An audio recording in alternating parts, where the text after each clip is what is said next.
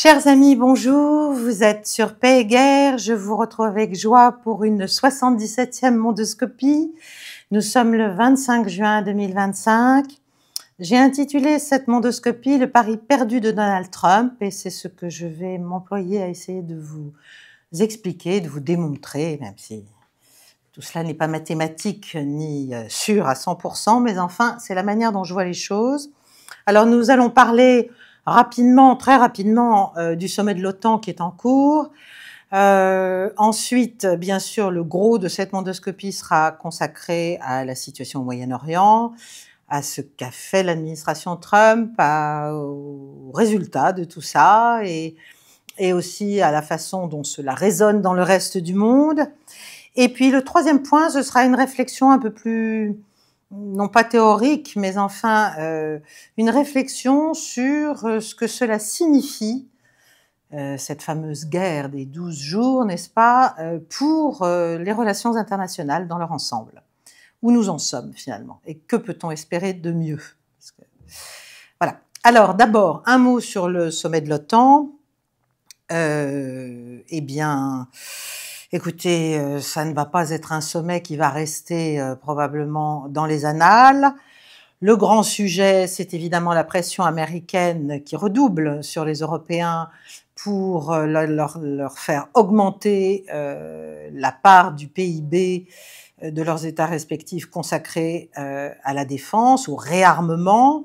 En fait, les États-Unis, finalement, ont tiré profit et se sont engouffrés dans le narratif européen sur le thème de l'Europe souveraine stratégiquement. Et ils ont dit, écoutez, voilà, prenez vos responsabilités. Vous allez d'abord vous occuper un peu de l'Ukraine, parce que nous, on commence à en avoir assez. Et puis, ça n'est plus notre centre de gravité en termes géopolitiques. Et puis, deuxièmement, vous allez nous acheter des armes quand même. Alors évidemment, l'Europe n'a pas les moyens de tout cela, très peu d'États ont les moyens de tout cela, à vrai dire, je ne sais même pas lesquels, certainement pas le nôtre. Mais que se passe-t-il? Comme d'habitude, on a cette espèce de discours à plusieurs entrées, c'est-à-dire sur le thème de l'Europe qui se renforce et qui s'autonomise stratégiquement par rapport aux États-Unis, et en même temps, ces membres qui rivalisent de vassalité ou d'esprit servile du moins, pour retomber dans les bonnes grâces de Washington et espérer avoir un petit strapontin sur un certain nombre d'autres dossiers, puisque le monde est quand même, au moins au Moyen-Orient, de manière claire et nette, en très mauvais état. Il se passe beaucoup de choses auxquelles l'Europe ne participe guère, en dépit des déclarations, pas toujours mauvaise en l'espèce de certains États, dont le nôtre. Je dois dire que là, sur la séquence qui vient de se passer, là, entre les Israéliens, les Iraniens et les Américains, je trouve que les déclarations présidentielles n'étaient pas mauvaises. Mais le problème, c'est que ça tombe à vide parce que notre crédibilité est en miettes et qu'on ne nous écoute plus. Ça n'a pas grand intérêt, ce que la France peut dire. Bon, en tout cas, à La Haye, donc, où il y a ce sommet. Vous avez Mark Rutte, le néerlandais, secrétaire général de l'Alliance, qui explique que les États doivent absolument consacrer une part très très importante de leur PIB, donc ils poussent à la roue.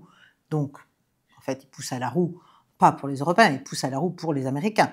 Voilà, ça va juste, si vous voulez, quoi qu'on fasse, d'ailleurs que ce soit 2, 3, 4, 5%, ça va essentiellement renforcer la dépendance européenne à l'Amérique en matière d'armement. Donc en fait, on est en plein syndrome de Stockholm, si vous voulez. C'est l'explosion du syndrome de Stockholm. On ne veut pas perdre le lien avec les États-Unis, quoi qu'on en dise. Et Trump joue très habilement de tout cela. On va effectivement, et on se retrouve de plus en plus en premier rideau face à la Russie en Ukraine, mais manifestement, on continue à aimer ça, en tout cas pour la Grande-Bretagne, pour la France, pour l'Allemagne. Bon, le bébé ukrainien qui a décidément de plus en plus mauvaise mine, écoutez, on veut nous le refiler, c'est très clair, c'est très net. Alors, vous avez évidemment les Anglais qui sont très très en avant de la main comme d'habitude, qui ont une posture guerrière ahurissante, avec Starmer qui dit que mais bien sûr on va passer à 5%, son pays ne va pas très bien, son économie ne va pas très bien, son pouvoir politique d'ailleurs est lui-même fragilisé.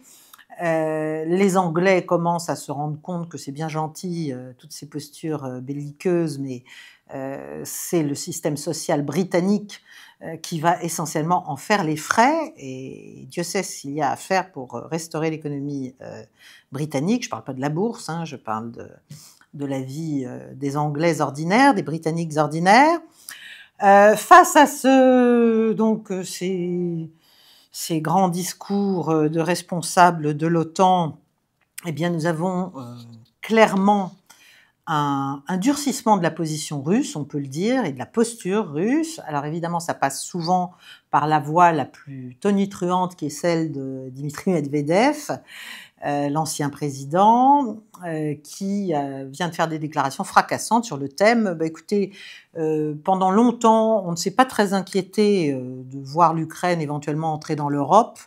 On l'enjoignait simplement de bien réfléchir et d'arriver à maintenir un équilibre avec la Russie de l'autre côté.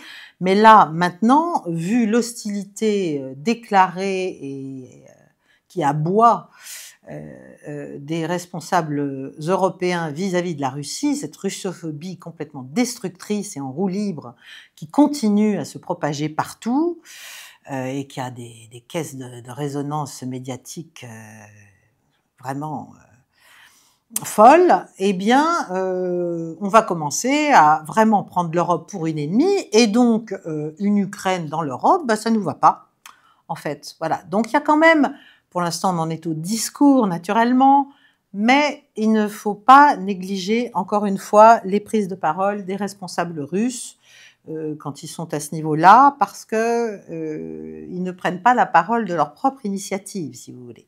Donc même si c'est un orchestre, même s'il y a des violons, des basses, des cymbales, un piano, une harpe et je ne sais quoi, il y a quand même une tonalité générale, et cette tonalité générale n'est pas à l'aménité, si j'ose dire. Surtout que, bon, alors vous avez Zelensky qui pour une fois a mis un costume, je ne suis pas sûre que ça lui aille d'ailleurs, mais qui continue de mendier de l'argent, n'est-ce pas, pour poursuivre le massacre inutile de sa population, mais enfin...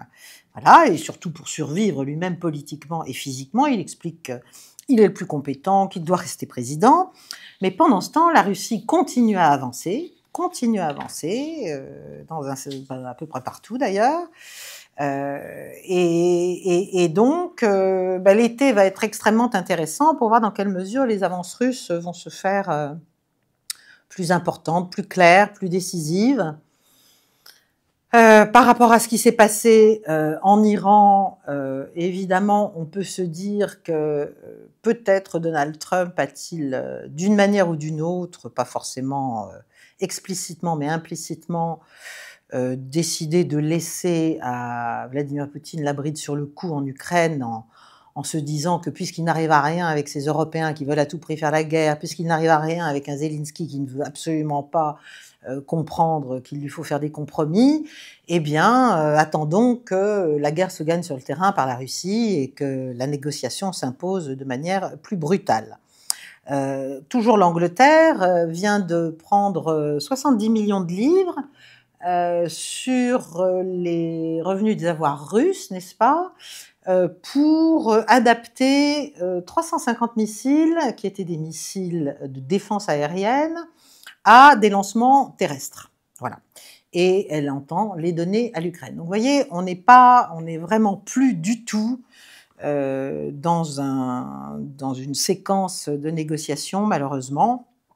Mais enfin, voilà, c'est comme ça. Donc il faut attendre de voir la situation évoluer sur le terrain et que les responsables américains en tirent quelques conclusions. Alors, mon deuxième point, qui est de loin le plus important, c'est évidemment ce qu'on a appelé la guerre des 12 jours, une sorte de blitzkrieg.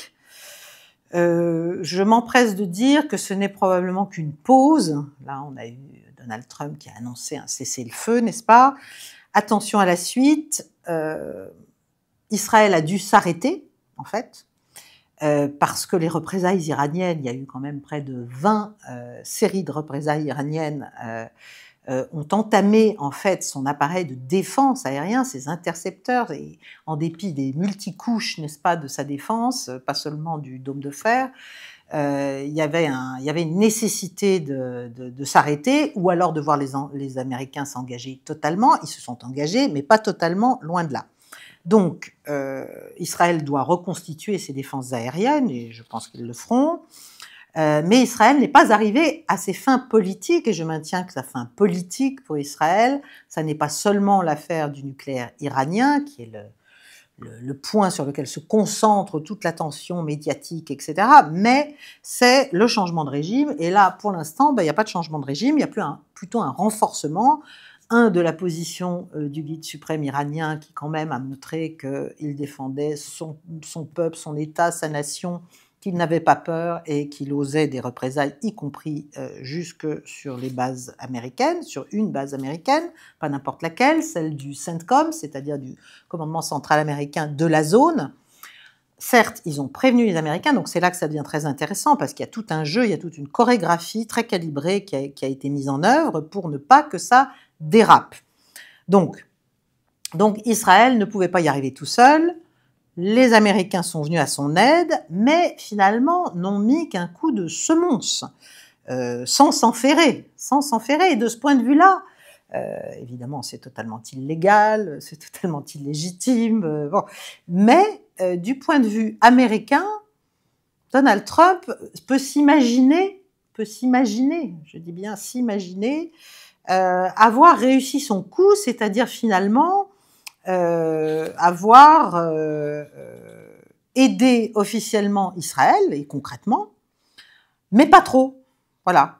Donc, et après, en annonçant immédiatement un cessez-le-feu négocié, négocié très vite, par phase, dire que grâce à lui, finalement, ce début de dérapage qu'avaient lancé les attaques israéliennes sur l'Iran, le 13 juin, pouvait être circonscrit, et qu'on n'allait pas vers un embrasement général de la région. Bon. Donc, l'Iran s'est prêté au jeu, n'a pas dit qu'il était d'accord, qu'il avait décidé d'arrêter ses opérations, mais il a dit que si Israël arrêtait son agression, si vous voulez, arrêtait ses frappes, lui-même arrêterait de répondre. Bon. Les responsables iraniens ont aussi dit qu'ils allaient poursuivre leurs activités d'enrichissement, ce qui est une manière de dire, en gros, que le chantage par les bombes, en fait, ne marche pas. Donc c'est un échec flagrant. Non seulement c'est un revers colossal pour la légalité internationale, ce qu'il en restait, mais c'est un échec flagrant au plan de la légitimité, puisque finalement, du point de vue iranien, l'Iran n'est pas véritablement entamé. Il n'a d'ailleurs lancé qu'une partie de sa panoplie de missiles.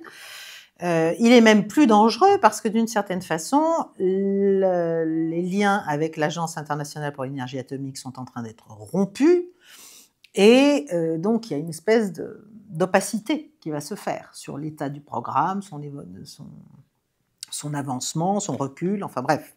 Donc le pouvoir, peut-être a-t-il été un peu affaibli, c'est ce qu'on a voulu croire, souhaiter, espérer dans les cercles occidentaux, mais il a quand même vraiment montré sa capacité à ne pas céder au chantage, ni au chantage américain, ni aux attaques israéliennes, donc une sorte de piqûre de moustique, si vous voulez, ça n'a pas fait grand-chose. Alors la question, c'est qu'est-ce qui a été détruit exactement ?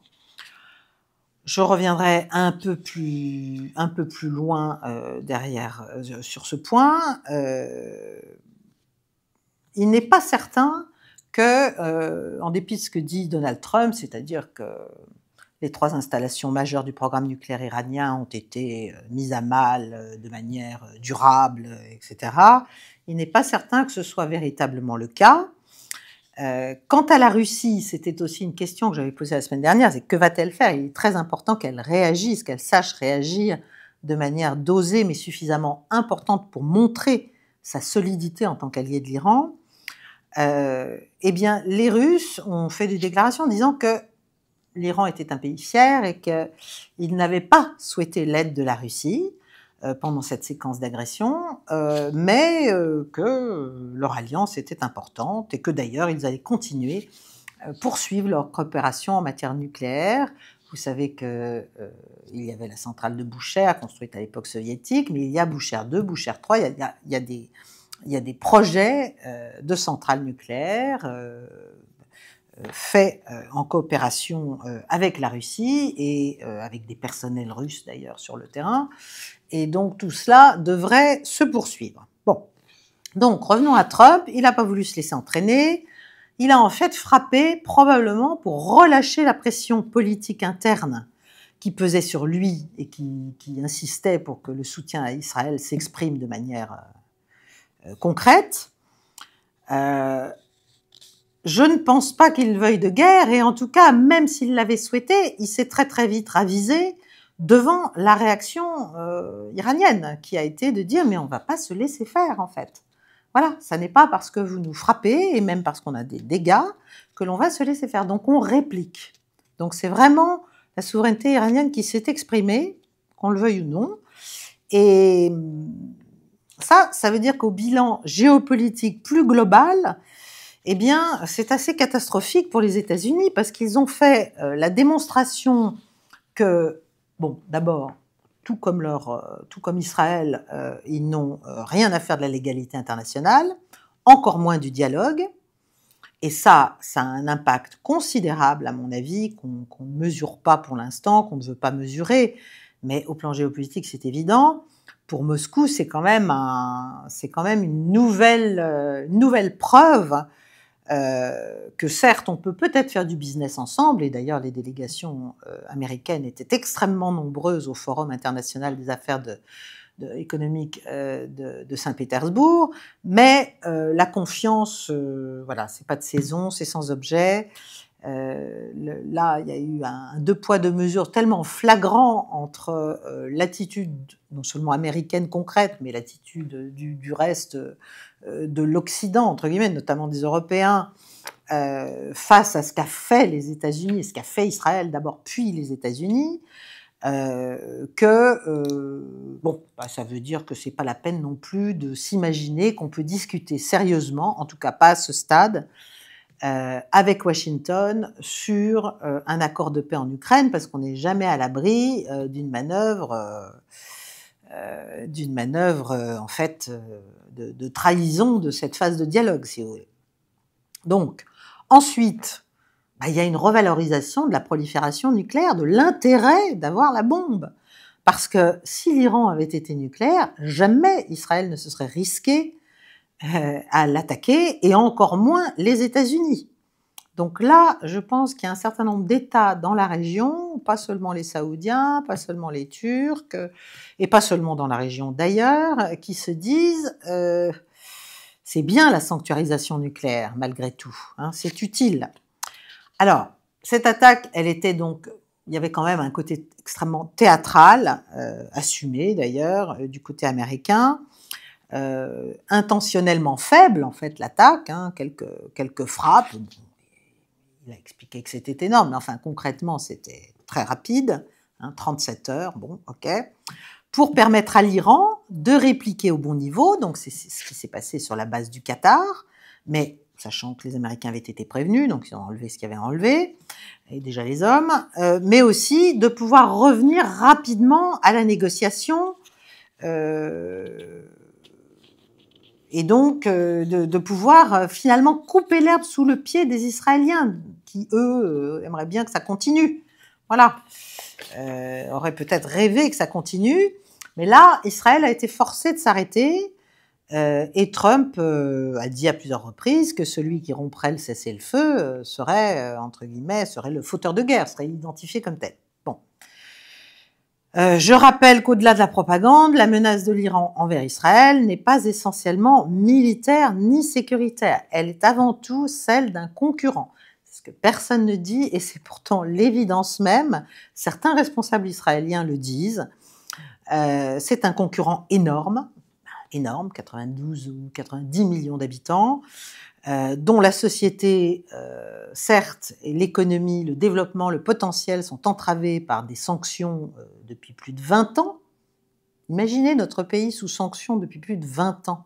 J'aimerais bien voir où nous en serions politiquement, socialement, économiquement. Donc, la société est paralysée depuis 20 ans par des sanctions internationales, européennes, américaines. Mais évidemment, si demain, l'Iran voyait les sanctions levées, c'était tout l'enjeu de la négociation à laquelle il s'est prêté une nouvelle fois, avant que les Israéliens ne cassent ce processus par leurs attaques, eh bien, l'Iran serait la première puissance économique du Moyen-Orient. Je crois, c'est la deuxième réserve mondiale de gaz. Bon. Et puis, bien sûr, c'est une société très évoluée. Là aussi, il faut arrêter de croire à la propagande. C'est une société de haut niveau intellectuel, de haut niveau culturel, de haut niveau scientifique, de haut niveau académique, de haut niveau industriel. C'est une vieille civilisation. Voilà, donc c'est essentiellement en fait une ressemblance, plus qu'une hostilité militaire stricte qui gêne Israël, et une concurrence surtout, une concurrence potentielle. Donc, c'est pour ça que tout le discours est aussi orienté. Ça ne veut pas dire que l'Iran ne soutient pas le Hezbollah, le Hamas. Ça ne veut pas dire qu'il n'y a pas de politique iranienne régionale pour essayer de préserver des moyens d'action, des moyens d'influence, des moyens pour contrer finalement la dynamique israélienne, y compris avec certains pays arabes. Mais ça veut dire que la concentration du débat sur la seule question nucléaire ou sécuritaire ou politique, le pouvoir obscurantiste, les ayatollahs, la religion, c'est une polarisation extrêmement artificielle. Voilà. Et enfin, c'est comme je vous l'ai dit, qui a la bombe est à l'abri. Il ne faut pas oublier que la bombe nucléaire, à part les États-Unis qui s'en sont servis, c'est une arme de non-emploi, c'est une arme de dissuasion, c'est une arme d'équilibre de la terreur, c'est une arme de sanctuarisation d'un territoire national, c'est une arme dont, au Moyen-Orient, Israël a encore, à ce jour, le monopole, et évidemment, tient à le garder. Ça peut se comprendre du point de vue israélien, mais il faut comprendre les autres aussi. Et là, avec ce qui vient de se passer, je ne suis pas certaine qu'on ait fait la démonstration que l'Iran avait intérêt à ne pas être nucléaire, si vous voulez. Comme d'habitude, on aboutit au résultat inverse de celui officiellement recherché. Donc,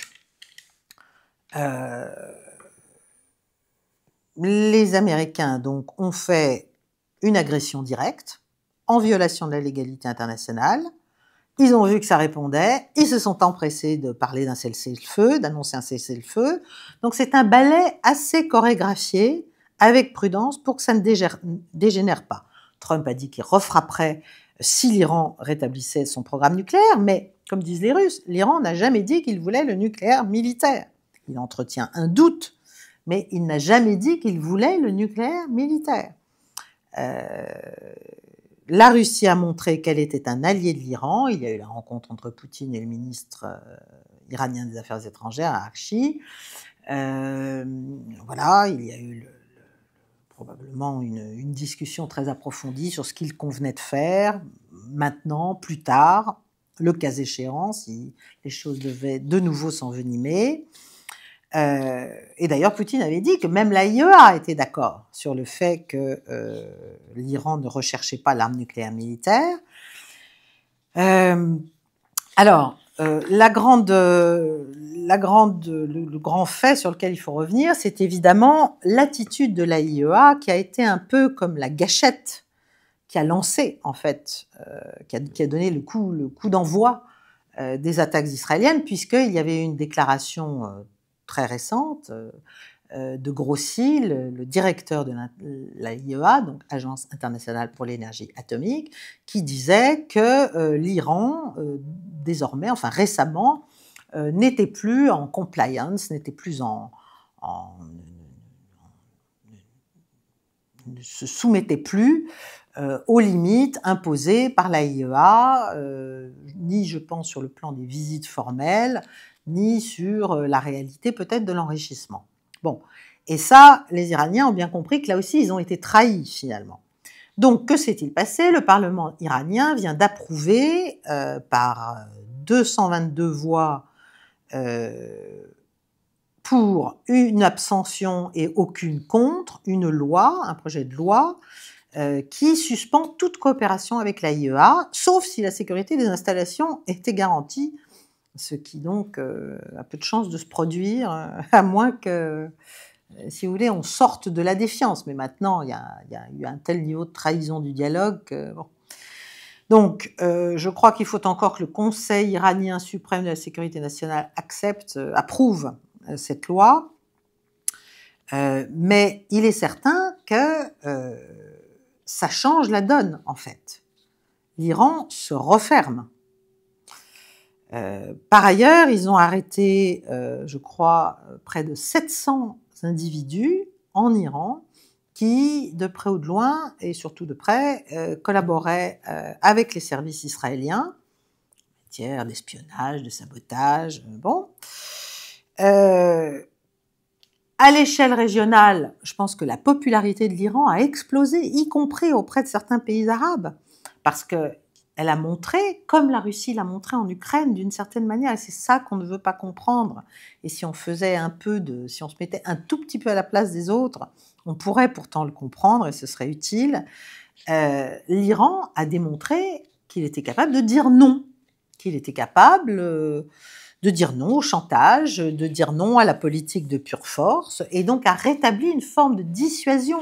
Alors, de dissuasion qui n'est pas nucléaire, puisqu'il n'est pas nucléaire face à Israël, ni face aux États-Unis bien sûr, mais de dissuasion dissymétrique avec sa force balistique, ce qu'il en reste, mais je pense qu'il n'en reste pas rien, et puis en démontrant que les systèmes de défense aérienne israéliens ont des limites. Donc c'est une victoire à la Pyrrhus, en fait, pour Benjamin Netanyahou, pour le maintenir au pouvoir. Au plan iranien politique interne, donc, non seulement beaucoup d'échos à l'extérieur, mais au plan interne, ben quand même, il y a eu un élan patriotique autour de la nation agressée, ce qui est assez logique, hein, quel que soit l'acquiescement d'une partie de la population iranienne pour ce régime qu'une proportion des Iraniens probablement ne soutient pas du tout et subit. Mais quoi qu'il en soit, quand on est agressé, on fait front, on fait corps. Donc là aussi, c'est finalement une réaffirmation de la souveraineté iranienne et du leadership actuel iranien. Alors, ça ne veut pas dire que l'infiltration a été totalement nettoyée, ça ne veut pas dire que la société n'est pas fragilisée, ça ne veut pas dire qu'on ne va pas continuer à essayer de déstabiliser le pouvoir politique iranien, puisque l'objectif, comme je vous l'ai dit, qui à mon avis était premier, qui était le changement de régime, faire tomber l'Iran, n'a pas abouti. Donc ça va se poursuivre, mais je pense que l'Iran va aussi saisir cette opportunité de renforcement, si vous voulez, de son aura interne, après la défense, la capacité de défense dont il a fait preuve pour son peuple, pour nettoyer un peu les structures médiatiques, les services, voilà, et essayer de limiter ces vulnérabilités internes, si vous voulez. Bon, parce que l'infiltration ne cessera pas. Donc Israël a été en fait humilié, a été touché, les représailles iraniennes ont fait d'énormes dégâts. Alors bien sûr, il y a un blackout informationnel, on ne montre pas, mais il y a quand même des choses qui arrivent sur certaines parties du territoire. Même Trump l'a admis, il y a eu de très gros dégâts israéliens du fait des frappes iraniennes. En tout cas, voilà, la blitzkrieg pour le changement de régime, ça n'a pas marché. Mais ça ne veut pas dire que le cessez-le-feu va durer. Je pense que la guerre d'usure va continuer. Israël, d'ailleurs, poursuit ses attaques au sud-Liban pour fixer les forces du Hezbollah. Il y a toute une série d'attaques coordonnées en Irak. Le chef d'état-major israélien a déclaré que la campagne contre l'Iran n'était pas terminée. mais que grâce aux frappes qu'ils avaient menées, aux frappes américaines aussi, le programme nucléaire et balistique iranien avait été retardé de plusieurs années et que désormais la priorité c'était Gaza. Triste priorité. Voilà. Alors, qu'est-ce qu'il faut tirer de tout ça? Parce que finalement, quelle a été l'efficacité réelle des frappes américaines? Alors, vous avez les déclarations complètement jubilatoires de Trump qui expliquent que c'est dans l'histoire la série de frappes la plus successful, hein, la plus victorieuse. Mais bon, vous pouvez répéter ça 1000 fois. Quelle est la réalité? Quelle est la réalité? Si l'objectif militaire était, en tout cas, d'éliminer, et moi je pense que c'était surtout le changement de régime, mais c'était aussi bien sûr d'éliminer la capacité iranienne à enrichir de l'uranium et à produire une arme nucléaire, ça n'est pas du tout un succès. Alors là, vous avez les médias israéliens et américains qui laissent entendre que, voilà, si vous voulez, vous avez Trump et Bibi qui expliquent que c'était génial et qu'ils ont tout réussi. Et puis vous avez derrière un certain nombre d'autres gens qui ont d'autres sources et qui disent d'autres choses. Alors vous avez I24 notamment, réseau israélien pour le coup, qui a dit que l'usine nucléaire iranienne de Fordo, donc qui était le complexe le plus enterré, ne peut être détruite que de l'intérieur. Donc il faut arrêter avec les fantasmes et les illusions. Si ça peut être fait de l'intérieur avec au moins des centaines et des centaines de bombes qui tombent, ça n'est pas arrivé. Ça n'est pas arrivé. Il y a toujours, selon I24 en tout cas, des usines clés actives. Ensuite, vous avez CNN qui explique que les trois centres, si vous voulez, principaux du programme nucléaire iranien ont été ciblés par les frappes américaines, mais qu'ils demeurent complètement opérationnels. Et ça, c'est CNN qui cite une évaluation du renseignement américain. C'est-à-dire que l'Iran peut toujours enrichir l'uranium, les centrifugeuses seraient intactes et les sites véritablement secrets n'ont même pas été frappés. Bon. Encore une fois, hein, je ne parle pas de la légalité d'avoir essayé de faire tout ça. C'est totalement illégal, hein, on est bien d'accord. Je ne dis pas que... Mais j'explique, voilà, la manière dont déjà on mitige un peu les bilans au-delà des politiques. Benjamin Netanyahou, il veut évidemment montrer qu'il a réussi et que politiquement il est tout à fait valable. Trump, c'est un peu la même chose, mais vous avez d'autres évaluations. Et alors, le New York Times, lui, fait référence à un rapport classifié préliminaire, hein, parce qu'il devrait y en avoir un autre demain, américain, qui dit qu'il y a 2 sites dont les entrées ont été condamnées, mais les installations souterraines n'ont pas été détruites. Et que donc, on a reculé, effectivement, de quelques mois, mais ça n'est pas, comme dit Trump, une oblitération, c'est-à-dire une totale destruction, en fait, de ces usines et de tous ces matériels et de tous ces laboratoires. En tout cas, c'est ce que le rapport préliminaire d'analyse des dégâts, qui est toujours fait après les frappes, hein, dirait. Donc, il y en aura un autre jeudi. Et les sénateurs, d'ailleurs américains, devraient être briefés, devraient être informés jeudi. Bon. Le rapport dit aussi que une grande partie des stocks iraniens d'uranium enrichi avaient été déplacés avant les frappes,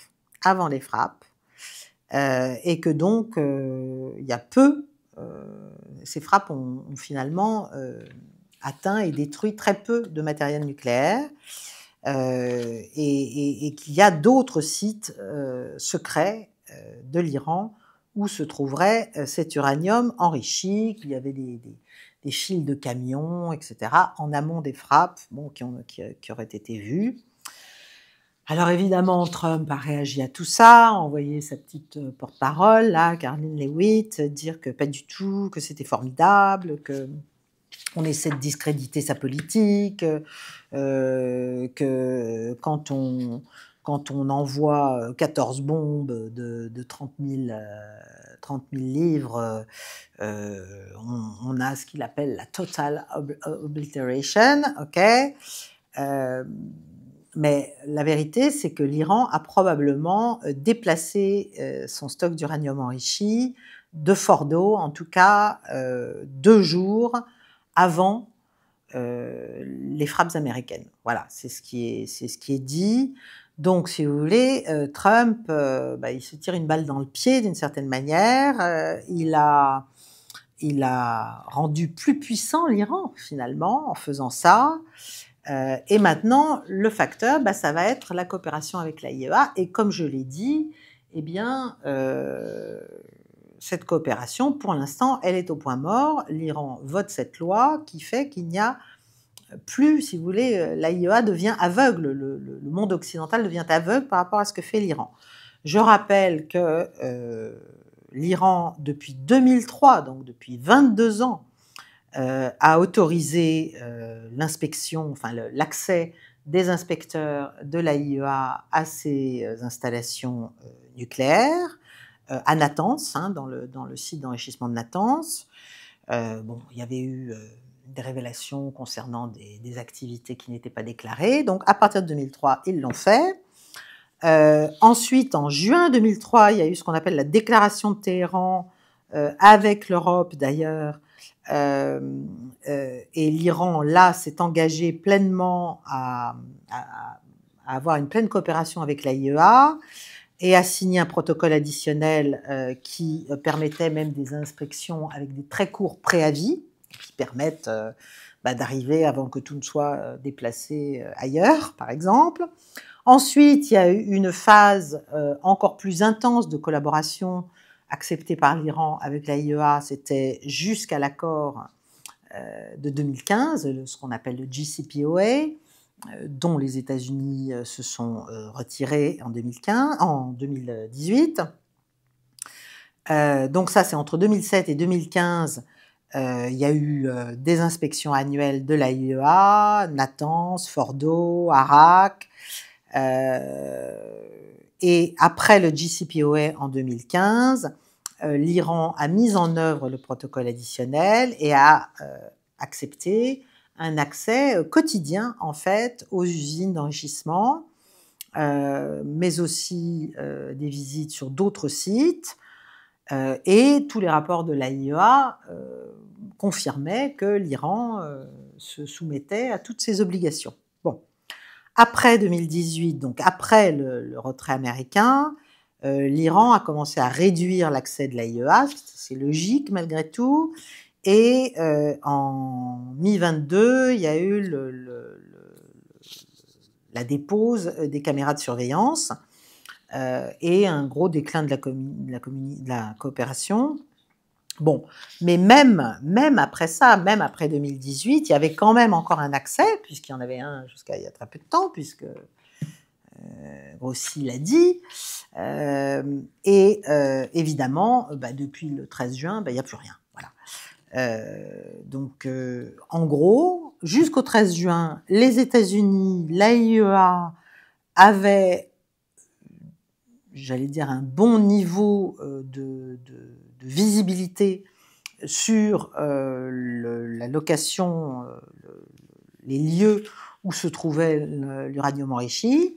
Maintenant, c'est terminé. Voilà. Donc, on peut penser d'ailleurs qu'au sein de l'AIEA, et c'est pour ça qu'il y avait eu ce fameux rapport de Tulsi Gabbard en mars dernier, disant que l'Iran n'allait pas vers l'arme nucléaire, au sein de l'AIEA, il y a probablement des agents de la CIA ou du Mossad infiltrés, qui en tout cas donnent aux États-Unis des informations régulières, ou donnaient aux États-Unis des informations régulières. Et c'est pour ça que la communauté américaine du renseignement avait pu faire ce rapport dont, en mars dernier, Tulsi Gabbard a fait état en disant on se calme, l'Iran ne veut pas devenir une puissance nucléaire militaire. Voilà. Donc maintenant qu'il y a eu cette trahison, si vous voulez, à la fois de l'AIEA, à la fois des États-Unis, par rapport au round de négociation, puisqu'on était quand même au 6e round de négociation au moment où Israël a frappé. Et je ne pense pas qu'Israël ait pris de court les Américains pour frapper. Voilà. Peut-être ils ont pris de court les membres du Congrès, mais certainement pas le top de l'appareil de décision américain. Donc maintenant, eh bien, il n'y a plus rien. L'Iran n'acceptera plus les inspections. Donc en fait, c'est un gros obstacle maintenant pour négocier en fait avec l'Iran et pour que l'Iran puisse donner des assurances sérieuses, si vous voulez, à l'Ouest sur le fait qu'il ne veut pas construire une bombe nucléaire. Donc on a tout perdu, à moins que l'objectif n'ait été, bien sûr, il ne faut jamais oublier le scénario du pire, c'est-à-dire qu'on fait ça précisément pour que l'Iran se referme comme une huître, n'accepte plus rien, ne puisse plus rien dire, et puis qu'à un moment donné, les services israéliens ou les services américains racontent, se mettent à sortir des informations, ça s'est fait pour l'Irak, on a vu ce que ça a donné, disant que en fait l'Iran continue et qu'il faut donc recommencer des séries de frappes. Il ne faut pas oublier ce scénario qui est évidemment terrible, mais on ne sait jamais. En tout cas, pour l'instant, les États-Unis n'ont plus de levier sur l'enjeu le plus fondamental qui est l'enrichissement de l'uranium.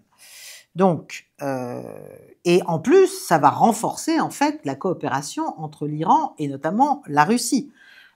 Jusqu'à présent, l'Iran ne demandait pas véritablement l'aide russe sur cela. Il y a le programme Boucher 2, Boucher 3, très bien. Mais là, à partir de maintenant, si vous voulez, vu ce qui se passe et vu le resserrement des liens qui a été manifeste et manifesté publiquement entre l'Iran et la Russie à propos de cette triste affaire, eh bien, l'Iran pourrait demander à la Russie, par exemple, son soutien pour nettoyer son contre-espionnage, pour l'aider en matière de renseignement, pourrait demander aussi à la Chine et à la Russie de les aider à reconstruire les structures, les infrastructures nucléaires qui ont été endommagées par les Israéliens et par les Américains.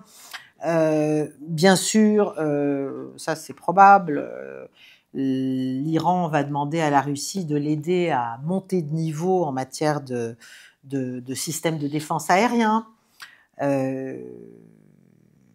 Si vous voulez, il y a une montée en flèche en fait de la motivation iranienne, non plus pour arriver à un accord avec les États-Unis et rechercher la levée des sanctions. Ils ont compris que personne ne veut lever les sanctions. On les balade, voilà, comme on baladait les Russes sur l'Ukraine. Et on veut juste les affaiblir, les infiltrer, jusqu'à ce que ça tombe comme un fruit mûr, un peu comme ça s'est passé en Syrie. Donc l'Iran va être en fait beaucoup plus motivé qu'avant pour monter de niveau en matière de renseignement, en matière de capacité militaire et en matière en fait de préparation à la prochaine guerre. Voilà, parce qu'on ne voit pas pourquoi on s'arrêterait en si bon chemin, n'est-ce pas? Dans la jungle, il y a souvent des explosions de violence. Alors, j'en viens à mon troisième point qui est qu'est-ce qu'on peut tirer, parce que quand même ça fait réfléchir à ce qui vient de se passer, qu'est-ce qu'on peut tirer de tout ça pour notre réflexion sur l'évolution des relations internationales et sur la manière dont les uns et les autres doivent agir ou devraient agir et réfléchir. Comment est-il encore possible pour l'Occident, dans l'état actuel du monde, de l'émergence des puissances alternatives, de tout, de son affaiblissement relatif, comment est-il possible encore de mettre en œuvre une politique aussi ouvertement impérialiste et coloniale, aussi ouvertement méprisante de toutes les structures de droit international, qui refuse aussi clairement l'évolution politique globale de la communauté internationale au vrai sens du terme, c'est-à-dire de la communauté des États représentés à l'ONU. Comment c'est possible en fait de continuer à refuser avec entêtement, avec obstination et par la violence, en recourant à des méthodes terroristes, enfin voilà, de voir qu'il faut trouver un meilleur équilibre mondial. Voilà. Alors vous allez me dire, je suis naïve, je suis amène, je suis angélique, je sais pas quoi. Bon, est-ce que c'est une fatalité? Parce qu'il faut quand même se demander si c'est une fatalité. Est-ce que le reste du monde peut-il et va-t-il s'y résoudre?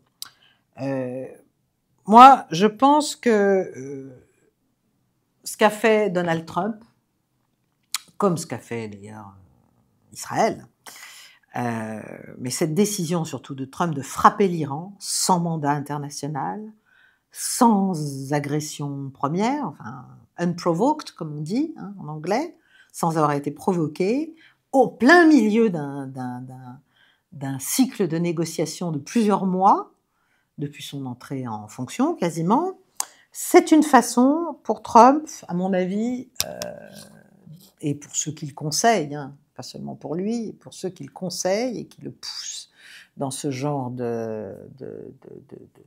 d'action, c'est un va-tout, en fait. C'est une manière de se dire, bon, allez, c'est le moment, la Russie est occupée en Ukraine, le Moyen-Orient, si je veux arriver à mes accords d'Abraham 2.0, il faut réduire l'Iran, il faut continuer, il faut réassurer la position d'Israël, il faut montrer que nous sommes toujours l'empire, que nous sommes toujours la puissance dominante, que les autres doivent se soumettre d'une manière ou d'une autre, et notamment les BRICS, bien sûr, puisqu'encore une fois, comme je vous l'ai dit la semaine dernière, depuis 10 ans, il y a quand même une contestation montante de l'impérialisme américain et occidental, et européen d'ailleurs, parce que c'est la même mentalité que celle qui s'exprime en Ukraine quand on prétend encore donner aux Russes, imposer aux Russes les termes d'une négociation alors qu'ils gagnent sur le terrain.